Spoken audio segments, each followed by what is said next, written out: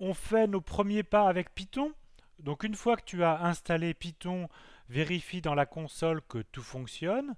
On commence par exemple, taper 2 plus 2 et appuyer sur Rentrée. Python nous renvoie 4. Si on écrit une chaîne de caractères, donc c'est-à-dire un texte entre guillemets, et qu'on appuie sur Entrée, Python réaffiche cette chaîne de caractères. Donc Python, un peu comme une calculatrice, sait faire les calculs de base. Ici, le calcul de 6 fois 7. Et le résultat, c'est donc 42. Python connaît aussi les priorités des opérations.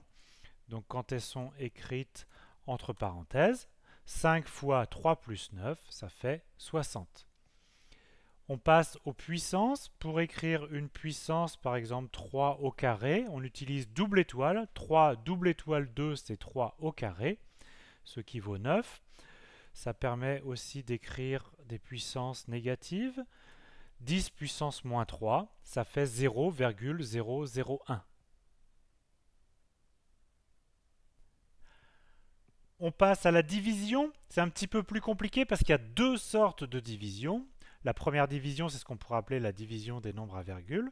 Par exemple, 14 divisé par 4, ça nous renvoie 3,5. Un tiers, donc 1 divisé par 3, ça nous renvoie 0,333 avec un certain nombre de 3. Alors deux remarques. Première remarque, j'appelle ça des nombres à virgule, mais tu vois que le séparateur décimal c'est un point. Donc il faut bien remplacer ta virgule par un point quand tu veux écrire un nombre à virgule. Et deuxième remarque, en informatique, on parle de nombre flottant pour dire qu'on peut stocker qu'un nombre fini de chiffres après la virgule. Alors on passe à la deuxième division qui serait la division entière, ou autrement dit la division euclidienne.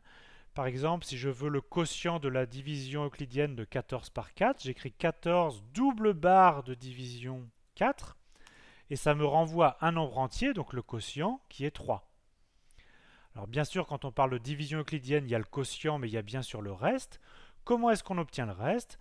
On obtient le reste en écrivant 14 modulo 4, c'est-à-dire qui s'écrit 14 pour 104, et qui nous renvoie 2.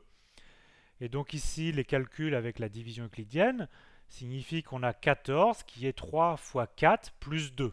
3 est le quotient, 2 est le reste. Alors travailler dans la console, ça devient vite pas pratique du tout. Voyons pourquoi. Imaginons que je veuille calculer 2 fois 3 plus 4. Bon, très bien, Python sait faire le calcul. Mais là, je m'aperçois qu'en fait, je voulais 2 fois 3 plus 5. J'ai pas d'autre choix que de tout retaper pour avoir mon résultat. Donc à chaque fois que je fais une erreur ou si je veux changer une valeur, je suis obligé de tout recommencer. Donc on va vite trouver une autre méthode. Alors voilà ce qu'on va faire. On va ouvrir un nouveau fichier. Et donc quand on fait ça, on a une nouvelle fenêtre qui apparaît. C'est en fait juste un éditeur de texte. Et à partir de maintenant, on va taper notre texte dans la partie droite de l'écran et le résultat s'affichera tout simplement dans la partie gauche. Donc je voulais calculer 2 fois 3 plus 4. Alors, il faut déjà que je donne un nom à mon fichier, donc je le sauve. Je me suis fait un répertoire, par exemple Python, où je vais noter tous mes scripts Python. Je donne un nom bien choisi à mon programme, ici premier pas et puis numéro 1. Et les extensions pour les fichiers Python, c'est .py. Je le sauve et maintenant je peux exécuter mon script. Je vais dans Run et encore Run.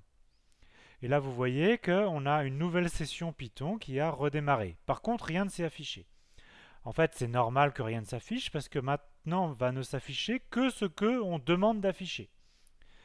Donc pour afficher quelque chose, on lui demande de faire print une certaine valeur. Et maintenant, si je réexécute mon module, il me affiche le résultat de l'opération 2 fois 3 plus 4. Et maintenant, si je veux changer dans 2 fois 3 plus 5, je n'ai pas à tout recommencer, j'ai juste à changer dans mon fichier et à réexécuter mon programme. Donc ici mon programme premier pas 1.py, c'est en fait un fichier texte tout à fait normal.